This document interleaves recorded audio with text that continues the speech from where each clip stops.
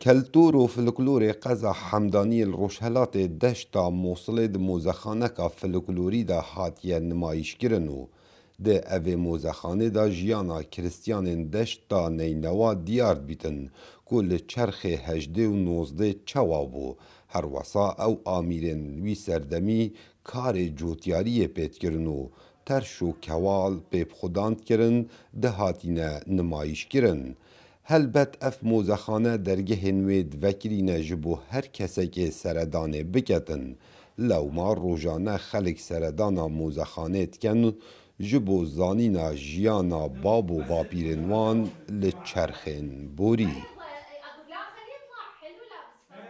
اهلا وسهلا احنا نجينا ام هروش قستاوی جهید کن اول کلوپلن خلق خود نیرین ام گلک بریاوات کن ام کار اوان کلوپلان همیان دزانین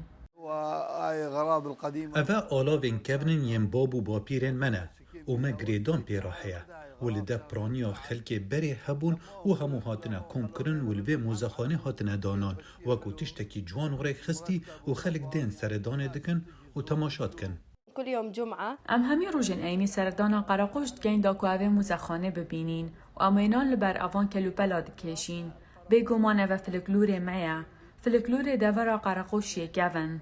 براستی موزخانه کارک و پیکه و کسین تدا کار کرید چتک گلک جوان درست کریه. برای که اوه موزخانه ام دخوازین کلتور مبگهیت توای جیهانه هندک جاران اموینان دکشین لبر اوان کلوپلان اولتورن جواکی داد دابزینین دا که میجوا فلکلور قراقش بگهیت همی جیهانه و خلق مبنیاسید. خدانا اوه هزری جنکه گلک هولو بزافکر بون جبو خروکرنا پارچیم فلکلوری لقزا حمدانیه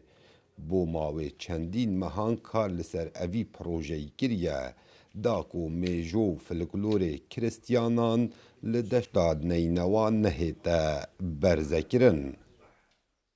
هاي الهمة العالية أني أتمنى افکاری هاتی انجام دان هیوی دارم گشت باجار و دورن عراقه به اوی کاری رابن و پارچن فلکلوری کنکن. نوکه اف جه موزخانه که فلکلوریه و نیا شینواریه بلکو یا فلکلور ملیه. اف موزخانه کار بره همی کری نبالگه.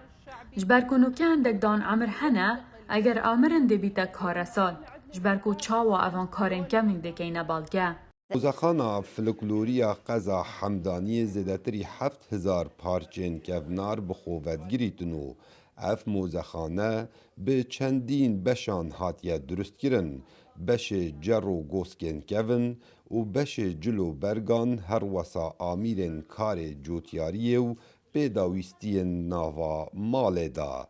لی تشت بالکش ده اوه موزخانا فلکلوری دا اوه کو رول جنه لچرخم بوری هاتیه دیار کرن کا چوا مل بمل میران کار کریه. کاوا عمردنگ امریکا دشتا موصل